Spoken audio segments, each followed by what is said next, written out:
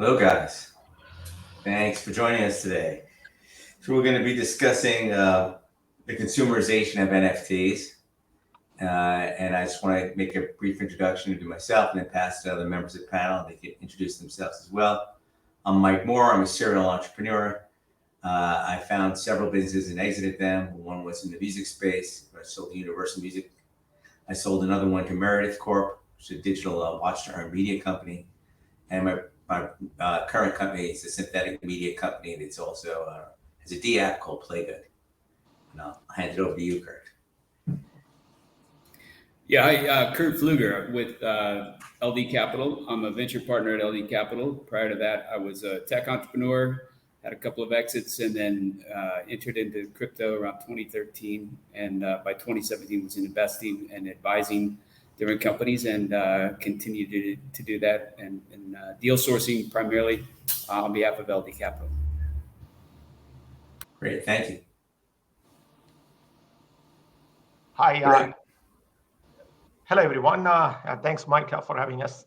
My name is Mahesh Ramanujam, and my journey has been through tech and climate, and I'm relatively new to the crypto world. I just started in January, and I'm part of Rubix, and I'm trying to learn from all of you, and most importantly, see the use case application to be deployed for taking climate action, and most importantly, ESG.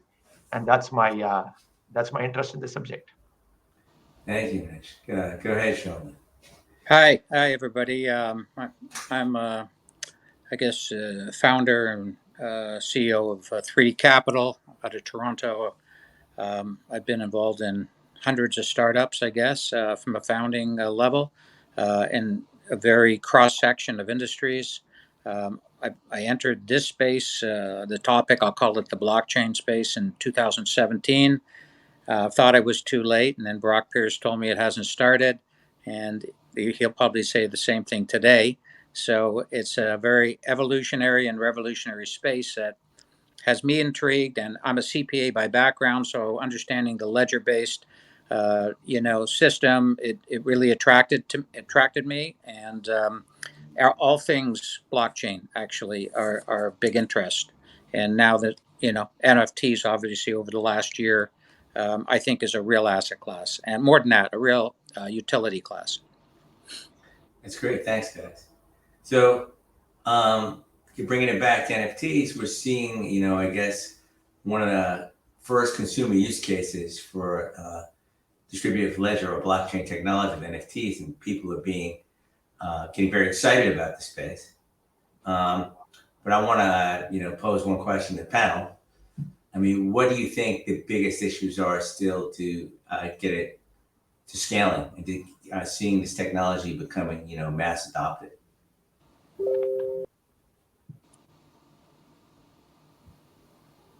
How do you want to start it? And anyone on the panel could share their views.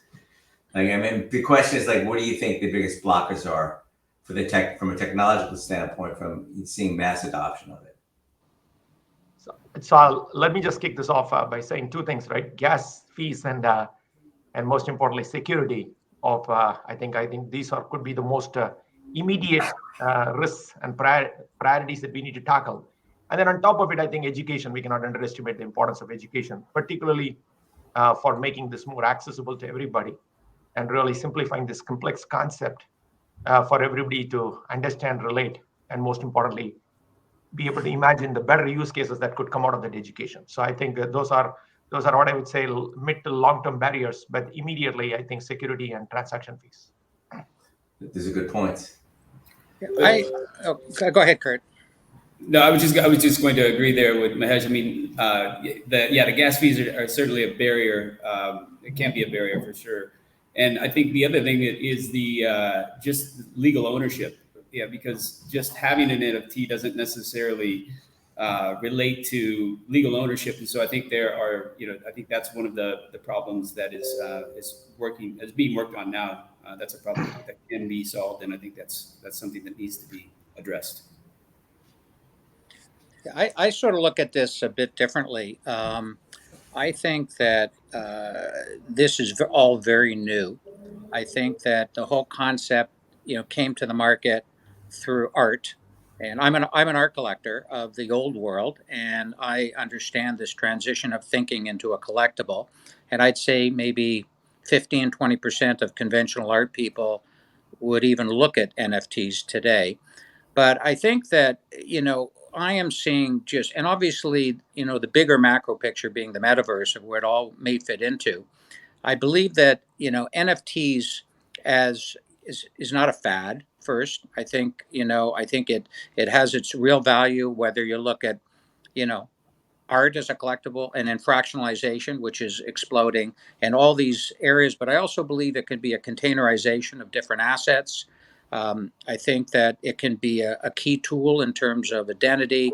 I think there's so much, and we're in such early innings that I don't think there's going to be a magic bullet that says, boom, this thing is going to be standardized in any manner. I believe it's going to be very evolutionary, and every day I'm reading about more big brands, and they're engaging it because we live in a digital world, so it's a very natural extension. But I also think that the whole blockchain world, which is now in turmoil, with decoupling, USDT, Bitcoin, everything that sort of is underpinning this whole phenomenon, if you will, is now shaking it. And I think we need a hyperdeflationary token, and I believe they're coming onto the market. I think there's going to be more stability, and I think more stability is necessary before you can really build up on this space. But I'm a total believer that NFTs are a phenomenon, and that they're going to personify themselves in many different verticals, not just the way it was introduced in top of mindset, which I view as the art world. That's what kind of triggered it in everybody's mindset. I think Yeah, that's going to become a bit of a fad to a certain degree, but a part of it's going to be very real. I think everyone made really good points. I would like to add one point. It's interesting to me that there's an article in the New York Times yesterday about the Apple discontinuing the iPod, and it was the iPod in music which brought everyone to mobility. But with no iPod, you'd have no iPhones, you'd have no App Store, you'd have nothing.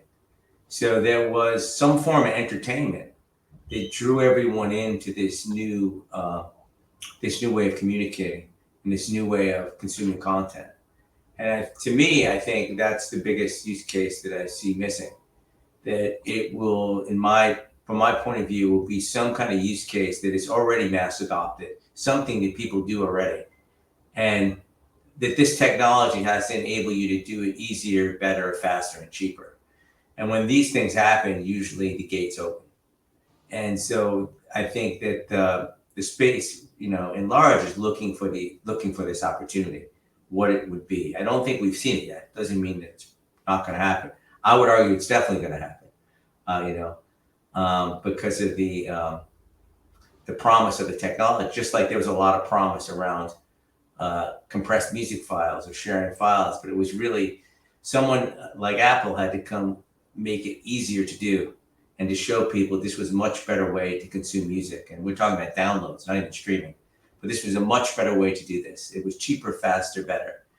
And the technology that you're looking at with blockchain and NFTs at large definitely has the ability to do that. It just hasn't been packaged yet. And there, to me, I think lies some of the biggest friction points, and also where the opportunity is. Give me a second.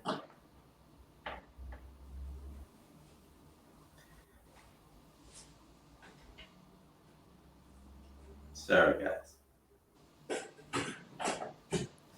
I think we have some questions for the panelists as well too. Mahesh, I wanted to ask you about specifically how you see the blockchain working with green tech and energy, where the spaces you operate in. I think that's an excellent question. When you really look at what is happening today in the climate world, the climate change movement has been in action for the last 30 years, particularly after COVID. It's more clear than ever that it's the single largest threat for the humanity. And then immediately after COVID, we have seen some unprecedented call to action and commitments from governments, businesses, individuals, nonprofit leaders, investors, product manufacturers, and much more. The whole ecosystem suddenly came in. But the challenge we face today collectively is that how do we know that these commitments will translate into meaningful action on the ground? And how do we ensure transparency? And how do we verify the authenticity of these actions? And how do we know what is measured and reported is correct? To me, the answer to all these questions can be comprehensively answered by NFTs, and the blockchain technology. What these collective mechanisms can offer today and could offer in the future. And then I've said this frequently when I was advocating for climate. I'm still advocating for climate. I've said this for a long time, that what gets measured gets done, what gets done gets improved, and what gets improved gets replicated. So here we are with a technology framework and a platform and a vision that can not only help us to realize this massive vision across industries, but can truly accelerate it. Because this is why it's very, very important. Let's not forget the most vulnerable amongst us will be the most impacted by climate change. And we experienced that not so long ago with COVID. And this is why what we do here is important. And it will not only change lives, but can sometimes save lives. So I am excited about the opportunity to really make it authentic and really give the decentralization that is needed to validate these climate actions while trying to hold everybody accountable, because that will create a completely different domino effect for accelerating climate change related actions. How do you see this space being used, with the carbon credit market, which you discussed prior? I think there are numerous use cases that can be thought of from carbon credits. The carbon credits has been tried a few times, and it is not one of those successful phenomena out there. So I think with this new technology, with this new framework, you are able to bring more people in, because the biggest challenge with the original model was only a few could access it. And that was one problem. Second thing that is, there were not very creative trading mechanisms that could be built on top of those things, which made it extremely challenging for us to specify value or to basically be able to have upward mobility on value creation. So that's clearly an opportunity here. And then the second one is that it's very important that the world is thinking about offsets. And there is a controversial conversation around offsets, to have it or not. So when you really have an offset, is that a best practice? Should you even have an offset as part of the consideration? Particularly the people don't like the word net zero, because the word net is an offensive term for many. But the reality is today's technology and today's opportunities don't allow you to get there seamlessly. So that means that what does that net means? And are you going to get some value out of really pricing the offset itself in a very different way, or thinking about various mechanisms through which this offsets could be traded, and to basically generate a larger action would be another opportunity. And third is that clearly, there is no unifying metric in the climate world. Everybody says carbon. You touched on energy just now. We could go into health. We could go into equity. When you look at all these things, there is no common unified point of measure. And if carbon is the unified measure, then I think we can quickly come up with a methodology, a technology, or a mechanism through which that could be uniquely and uniformly reported. So I see those as profound use cases that can be built on top of both Web3, blockchain, and of course, the NFT type mechanisms. Yeah, I think I like that, maybe having more transparency. There's very little transparency in the marketplace. And I think part of it, being aware of climate and, being involved in climate change, is from a consumerization standpoint, most people want to do the right thing. And if most consumers had access to the companies that were acting responsible and helping out, and actually understood what the audit trail was, I think that would be helpful for the people that were doing the right thing, and maybe even helpful to bring some people on to do the right thing, right? That having a transparent ledger would be a really good thing for the space, in general. Kurt, I have a question for you. What do you think some of the other use cases are around art and identity? We can't hear you, Kurt. Pardon me. Yeah. So I think art has been obviously the kind of the early use case for NFTs, and clearly there's a market for that, and we're seeing that play out. I think the other use cases for NFTs, which to me have even greater utility outside of the creative arts, including music, would be obviously identity and then things like asset ownership, like for instance real estate, home ownership, and how that all happens. Again, we're in the early days. There are a lot of things that need to be worked out, but I think this represents a massive opportunity for efficiency, and as you mentioned, Mahesh, with the decentralization and the ability to kind of create these NFTs, which represent and ownership in any asset class. And I think there's a really interesting time, because it is an emerging market. There are opportunities and there are problems that need to be solved, and that's kind of where we're placing our bets at LD. That's great. Thanks. Sheldon, for you, what do you see as the best, mass adoption use case for NFTs? Or where do you envision like the dam breaking? Well, I mean, you make a good point about, say, the music vertical. I don't see any 800-pound gorillas out there right now. We're involved in a project that maybe has one of the original NFT concepts, if you will, and it's actually creating it as a live URL as your identity. And it's gotten a lot of traction, from big players. But at the end of the day, I believe these technologies are sort of evolutionary. But I believe that if you think of an NFT as a container, and then you can containerize assets, so therefore you protect their security, you can process a lot of identity verification much easier. So it becomes more a platform for many different things, and I believe that it's going to be used for many different things. And is there a killer app right now? Well, it seems to be in the image world, right?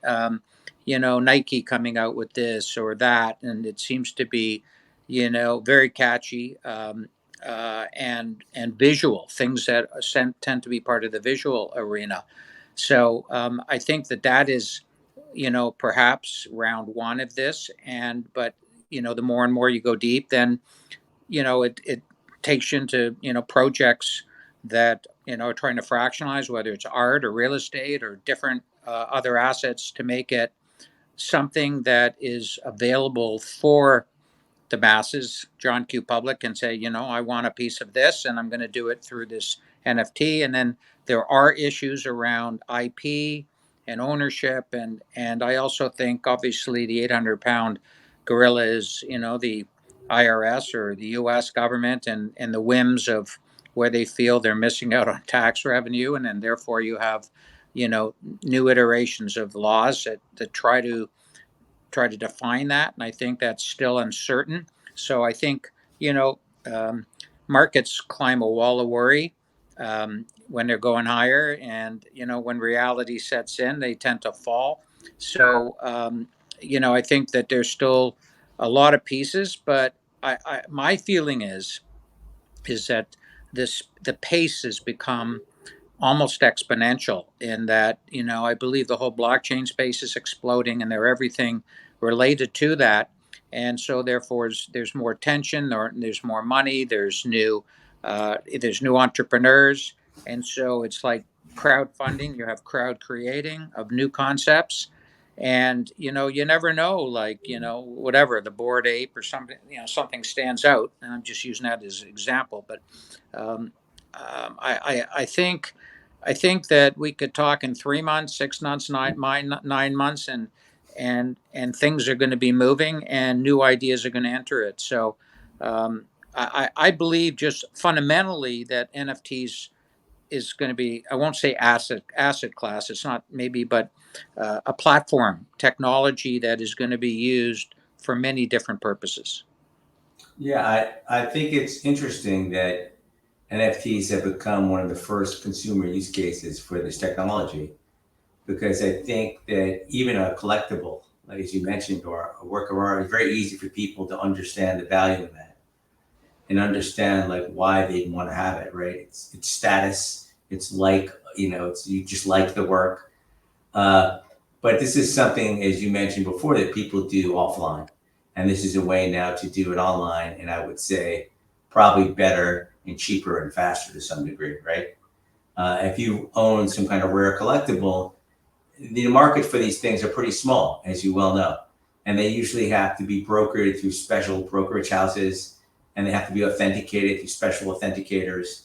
And it's a highly illiquid market.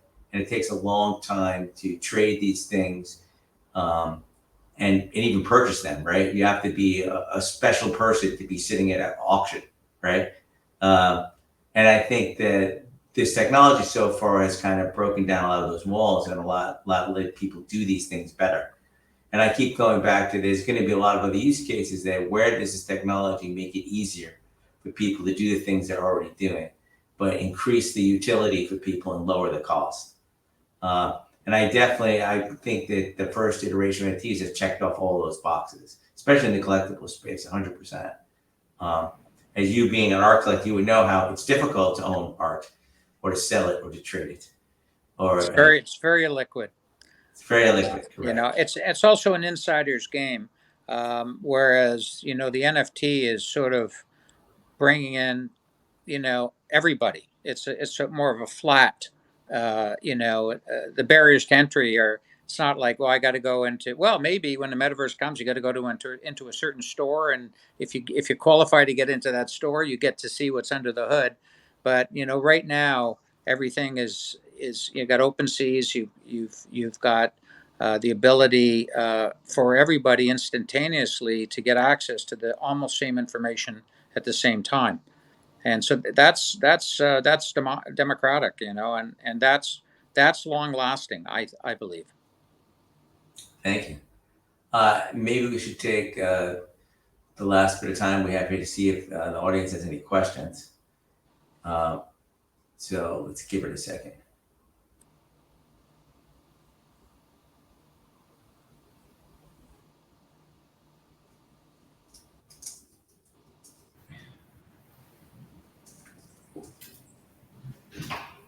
Mike, one of the things, if I may, while we're just waiting for maybe some questions, I think one of the things that we touched on earlier was just the legal ownership of NFTs, and there at this point there's no standardized way of actually assigning legal ownership or legal rights to NFTs. I mean, certainly we have the ability to track this through blockchain. But we still don't have the kind of the legal framework, and I think that's where if that problem can be solved, I think that it opens up a real opportunity for so many different asset classes, and because right now I think we're in a real time experiment, as Sheldon mentioned, it's early and there's a lot of things happening very fast, and that's how we learn, right? We move fast and some things break and we move on to the things that do work. And so I think that there's a real opportunity here for the future in creating this sort of standardized legal framework that will kind of support the trade of NFTs. Yeah, I agree. I think that other than NBA, a lot of the traditional rights holders are taking a wait and see attitude. A lot of them have FOMO, so they want to do something. But if you actually talk to legal teams there, they have a lot more questions that there are answers for. So they're going much slower than they normally would once those things are worked out. I could throw at an interesting situation I'm involved in that's sort of semi-public, but I'm involved in relaunching the car, the DeLorean, as an EV. And so we launched it during the Super Bowl with our first ad. I mean, the final design has not been released yet. It's going to be released at the Pebble Beach Car Show in August. But there were 9,351 original DeLoreans that were sold. And we are doing 9,360 NFTs. So rather than buying the car, we're going to sell NFTs at a fixed price. I don't know if it's public, so I don't want to say it. And then basically that is going to be your claim for the ability to buy that car. Or you could sell that NFT to someone else who wants the right to buy. And these are the coupes, so the sports car. We're going to be developing SUVs in 2024. So, it would have never been done before. I don't believe Tesla's done it, but it suddenly gets a lot of people in who may or may not want to own the car eventually, but wouldn't mind having the rights to a car through the NFT. Sure. I've seen this done with access to certain places as well too. Where you get an access token, and then Right. whether you grant access or not, people are trading the access token because the access is kind of limited, right? Yeah. I know that in the music space, they think about this for certain events or specialized VIP events. To taking those opportunities and making them NFTs, and then they become tradable and they have some value, whether you access the event or not, or access the VIP event, they become something that's more secure and tradable. And I think it's a really interesting idea.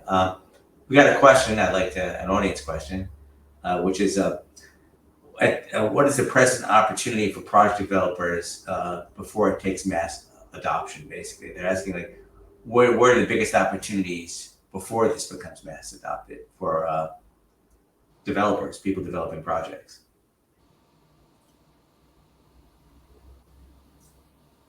This is a question for everyone. I mean, I could start to answer it. So It's open ended. Why don't you go ahead? I think the biggest opportunities are in actually making it easier, reducing friction. So some of the things that like Flow and Cadence are working on, MoonPay, which is basically trying to remove steps, removing the complexities to doing any of this. So like getting rid of the wallet, right? Because if you put this, for what I do for my business, if I want to sell, a bunch of NFTs to BTS fans, right? None of them are going to have crypto wallets, right? And do they want to sign up for a crypto wallet and go through that whole process, onboarding process, in order to get the BTS NFT? The answer is probably no. But they all would like to have the BTS NFT because they all like BTS, right? So if you could eliminate some of those steps, you could probably be very successful at, selling BTS NFTs. And I think you could say the same about a lot of other areas of business, especially for mass adoption, where people might want to participate, but they don't want to go through all the heavy lifting that you have to do to be, to just step your toe in. You go back to some really old technologies like index search. Well, you typed in a line, you got a result. That was fundamentally a lot easier than looking through a list of links that were just not that good. The UI was just crappier. And you can go back to one-click checkout, which was famous, right? That in one click you could check out. You didn't have to post up all your credit card information anymore. So you can buy a little. Now you can just swipe and buy stuff. So in the consumer space, removing friction is that's the thing you want to do, and removing complexity. So I think the projects that are working on those frameworks are the ones that I think have the best chance of getting mass adopted.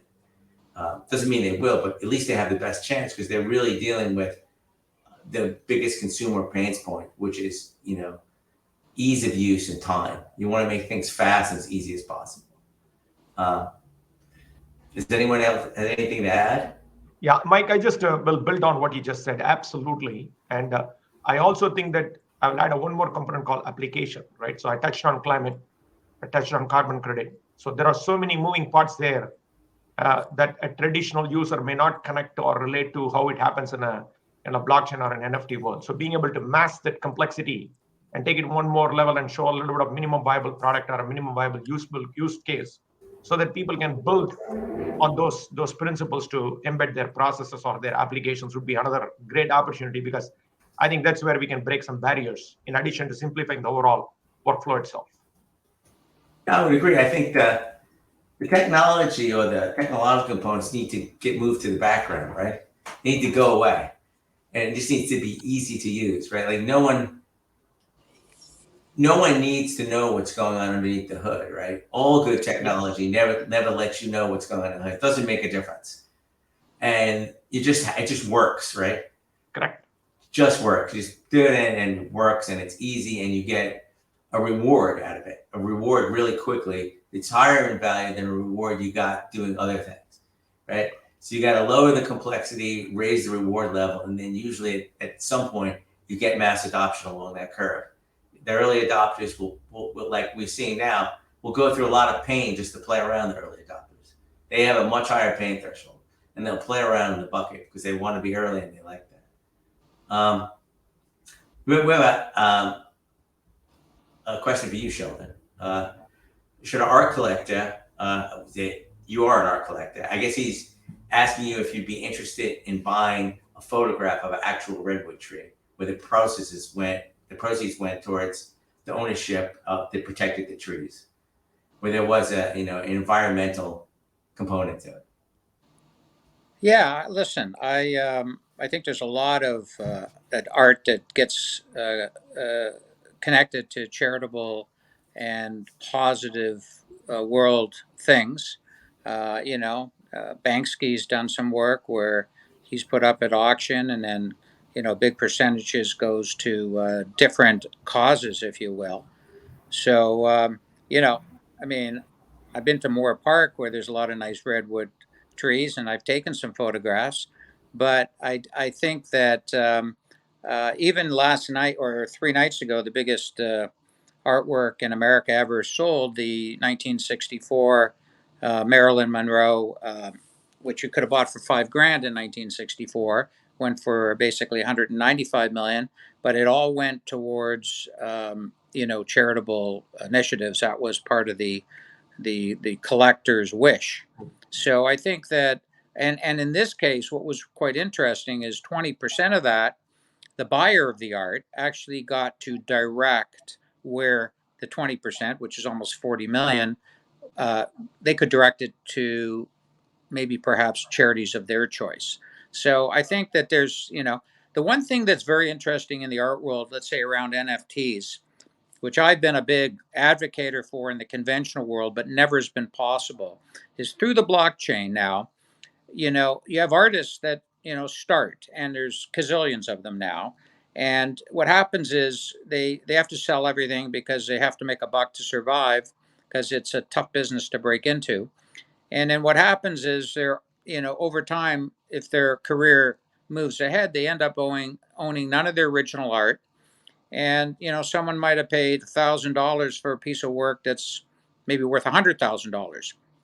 So there's the idea, I know, in the NFT world, which I think could be mirrored to the underlying, or the real hard world art, is that sort of through the blockchain, the ownership changes, um, provides residuals for the artist.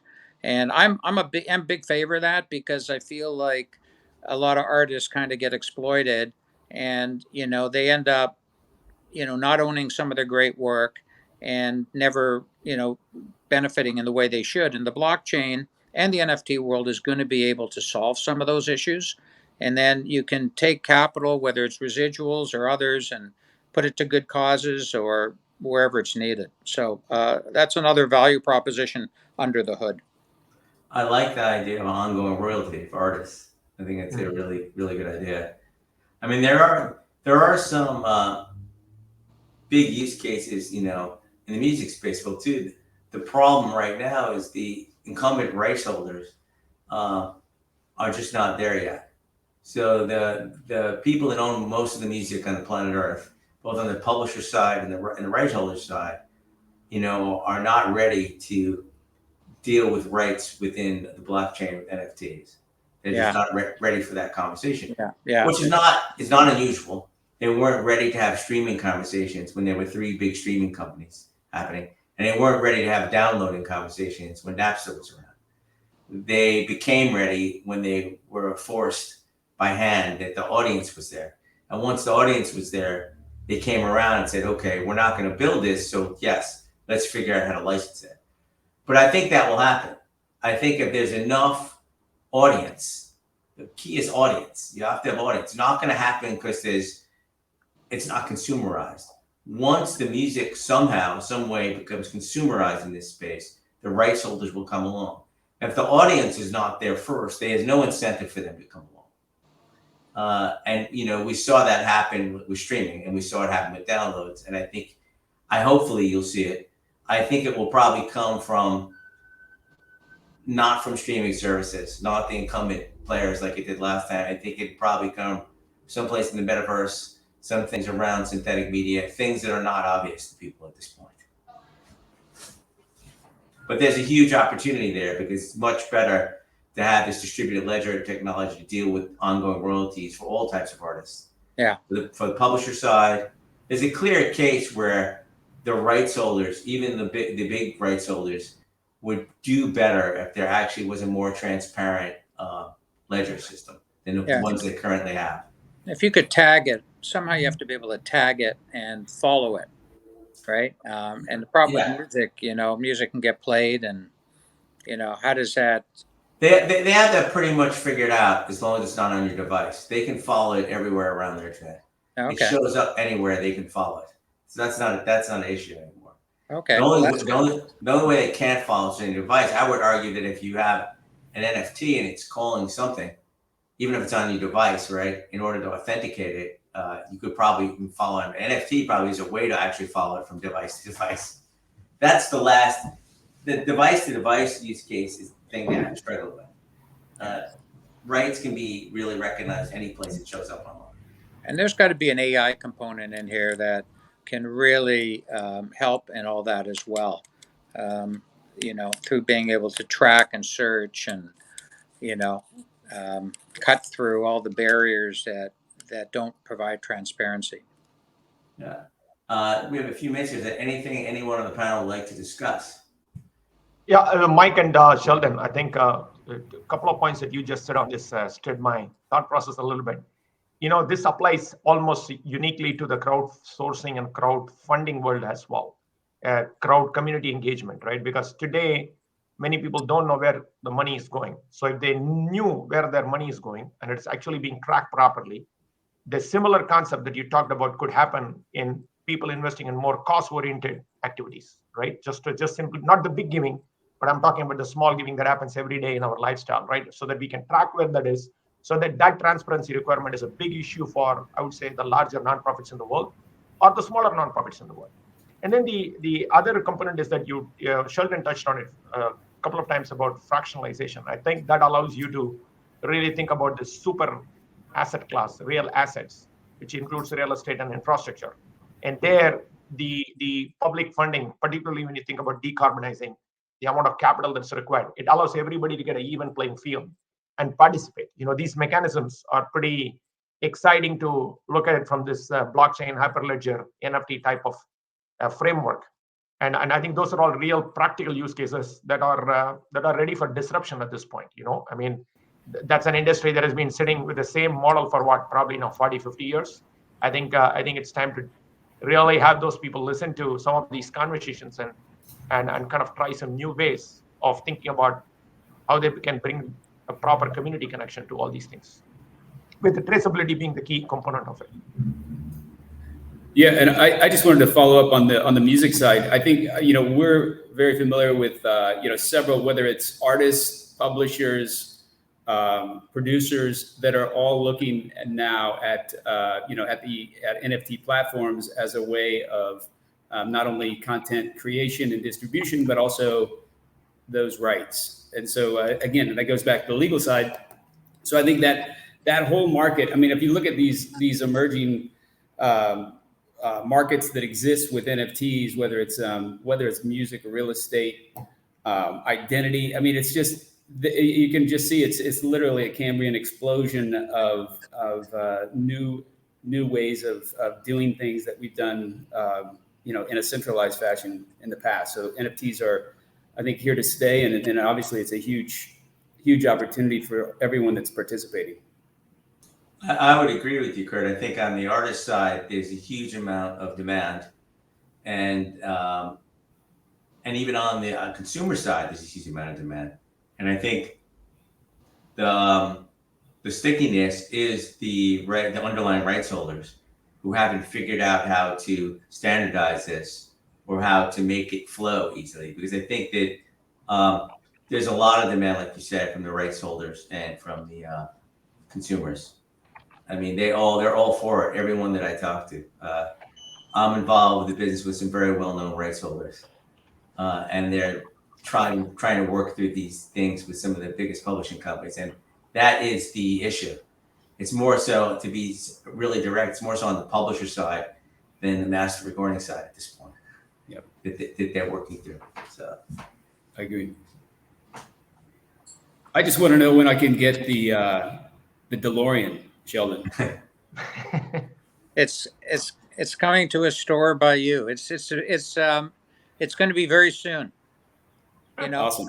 I plug into the social media. There's been like 700 articles on it, and somehow it's yeah, you can be able to plug in and get it done. Awesome. Hopefully, I mean, I don't know. It's blown up, but there'll be an opportunity. I may be able to help. I don't know.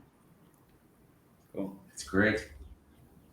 Great. Well, thank you. I appreciate everyone's time. I appreciate the audience's time. GDA. And I think we're going to wrap this thing up now. Thank you so much. Great meeting all you guys. Thank you all. Likewise. Thank you, everybody. Yeah, bye-bye.